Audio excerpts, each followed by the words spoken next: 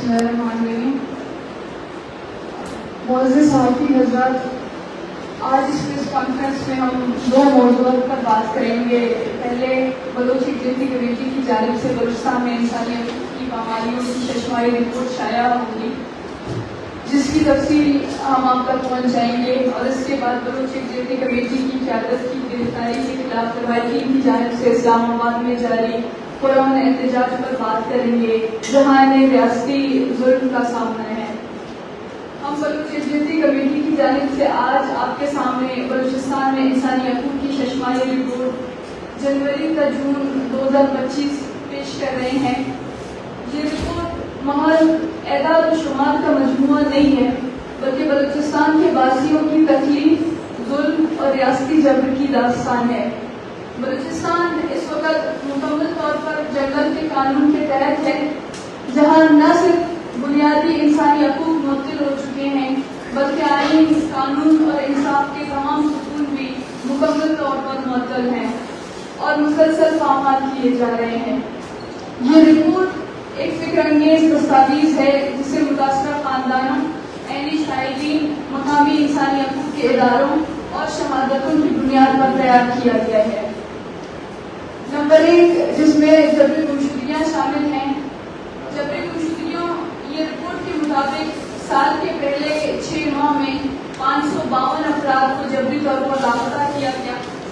ان میں سے 181 افراد کو مختصر مدت کے بعد رہا کیا گیا، جبکہ 25 کو دوران حراست قتل کر دیا گیا.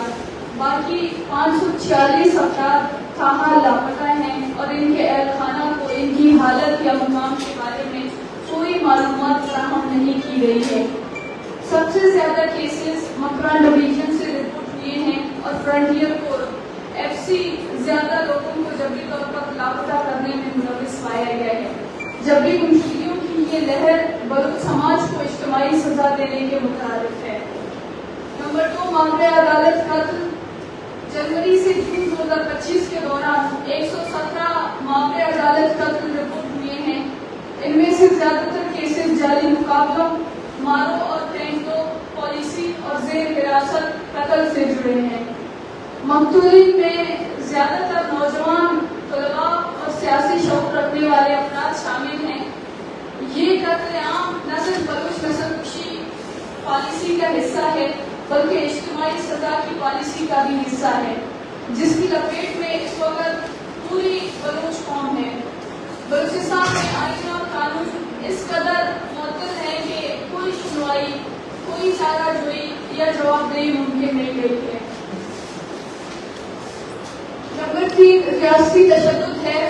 جبری گمشدگی کے شکار تقریباً ہر فرد کو دوران حراست سخت جسمانی و ذہنی اذیت کا نشانہ بنایا گیا ہے. عینی شاہدین کے مطابق موقع عدالت قتل ہونے والے ہر فرد کی لاش پر تشدد کے واضح نشانات موجود تھے، جو اس عمل کا ناقابل تردید ثبوت ہے کہ ریاستی ادارے شہریوں پر غیر انسانی سلوک روا رکھے ہوئے ہیں.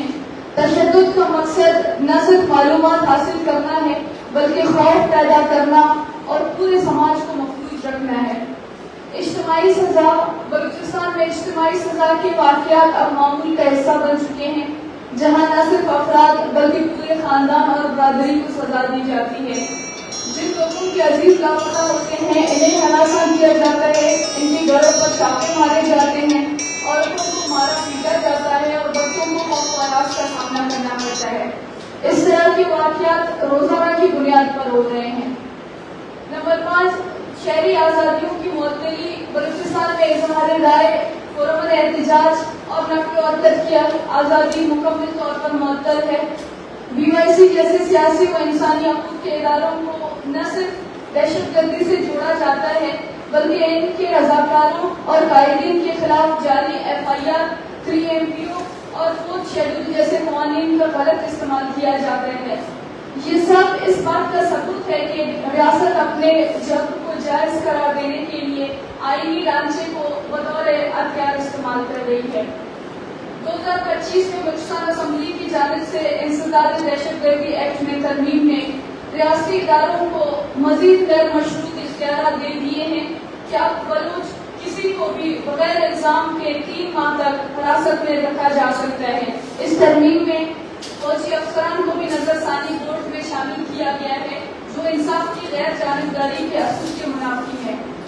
یہ قانون اب انسانی حقوق کے محافظوں، صحافیوں، طلباء اور عام شہریوں کو نشانہ بنانے کا ذریعہ بن چکا ہے۔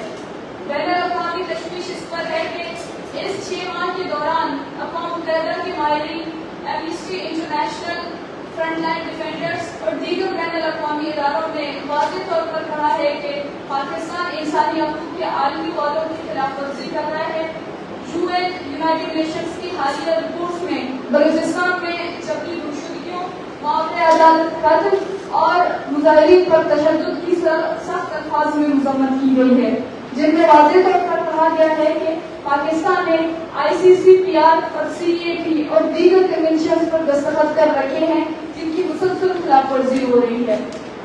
قابل احترام صحافی برادری، جیسا کہ آپ میں سے متعدد صحافی کے علم میں ہے کہ 16 جولائی 2025 سے بلوچ یکجہتی کمیٹی کی گرفتار قیادت کے اہل خانہ اور بلوچ لاپتہ افراد کے اہل خانہ اسلام آباد میں ایک پرامن احتجاج کر رہے ہیں، جس کا مقصد سادہ اور واضح ہے کہ ڈاکٹر محرم بلوچ سمیت بلوچ یکجہتی کمیٹی کی قیادت اور دیگر اصلی رہنماؤں بشمول ڈاکٹر صبیہ بلوچ کے والد کو رہا کیا جائے۔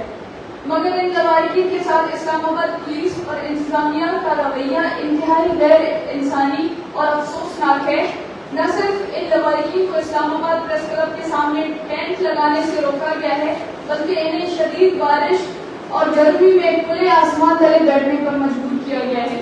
خواتین، بزرگ اور معصوم بچے بغیر کسی چھاؤں کے سڑک پر بیٹھے ہیں اور ان کا جرم صرف اتنا ہے کہ وہ بس اپنے پیاروں کی واپسی کا مطالبہ کر رہے ہیں۔ اور ابھی ہمیں اطلاعات پہنچ چکی ہیں اسلام آباد سے کہ جن کو زبردستی بسوں کے ذریعے ان لواحقین کو بسوں میں ڈال کر واپس بلوچستان بھیجا جا رہا ہے اور ان کو ڈپورٹ کیا جا رہا ہے، اور اس طرح کے اقدامات 2 دفعہ پہلے بھی ہو چکے ہیں، جن میں رات کے اندھیرے میں اور دن کے وقت بسوں کو لایا گیا اور کہا گیا کہ وہ جو مظاہرین ہیں ان مظاہرین کو زبردستی واپس کوئٹہ شہر بھیج دیا جائے گا۔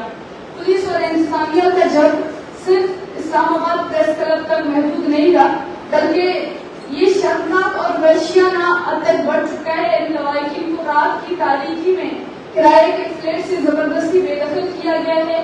پہلے اس فلیٹ کا پانی بند کیا گیا، پھر پولیس کے دباؤ پر مالک مکان نے رات کے 1 بجے ان بوڑھی ماں اور معصوم بچوں کو نکال دیا جو پوری رات اسلام آباد کی سڑکوں پر در رہے۔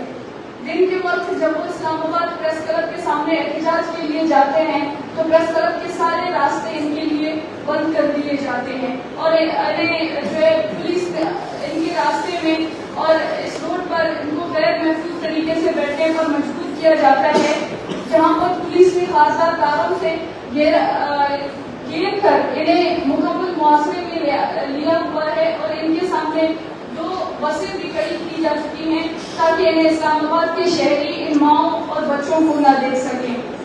آج اسلام آباد احتجاج کا 9واں روز ہے اور وہ لواحقین گزشتہ 9 دنوں سے انہی حالات کا سامنا کر رہے ہیں، جبکہ وہاں پر موجود بلوچ طلباء نے ان ماؤں اور بچوں کو اپنے فلیٹ میں رہائش کے لیے جگہ فراہم کیا۔ تو کل رات خفیہ اداروں کے اہلکاروں نے اس فلیٹ پر چھاپا مارا، جہاں طلباء کی قیمتی سامان کو اپنے ساتھ لے گئے اور اسلام آباد میں بلا تفریق بلوچ طلباء کو ہراساں کیا جا رہا ہے اور ان کی نسلی بنیادوں پر پروفائلنگ کی جا رہی ہے۔ اس عمل نے نہ صرف وہاں بلوچ لواحقین کو غیر محفوظ کر دیا ہے، بلکہ ان کے ساتھ کھڑے بلوچ طلباء کو بھی مکمل طور پر غیر محفوظ بنایا گیا ہے۔ معزز صحافی افراد، ڈاکٹر محرم بلوچ یکجہتی کمیٹی کی گرفتار قیادت بلوچ عوام کی آواز ہے۔ آج اس آواز کو دبایا جا رہا ہے، ہماری پرامن سیاسی جدوجہد کو دہشت گردی سے تعبیر کیا جا رہا ہے، لیکن یہ آواز اب مزید خاموش نہیں رہے گی۔ ہم آپ صحافیوں سے اپیل کرتے ہیں کہ آپ ان حقائق کو عوام تک پہنچائیں، کیونکہ خاموشی مجرمانہ غفلت کے مترادف ہے اگر ریاستی ادارے آئین سے روگردانی کریں گے تو صحافیوں کا فرض ہے کہ وہ سچ بولیں، سچ لکھیں اور سچ کے ساتھ کھڑے ہوں۔ ہم عدلیہ اور انسانی حقوق کے اداروں سے اپیل کرتے ہیں کہ وہ مداخلت کریں اور ہماری پرامن جدوجہد کو طاقت سے کچلنے کی ہر کوشش کو ناکام بنانے میں اپنا کردار ادا کریں۔ ہم سول سوسائٹی، سیاسی جماعتوں، طلباء، مزدوروں اور انسانی حقوق کے علمبرداروں سے اپیل کرتے ہیں کہ وہ اسلام آباد کے لواحقین کا ساتھ دیں اور ان مظلوموں کی آواز بنیں۔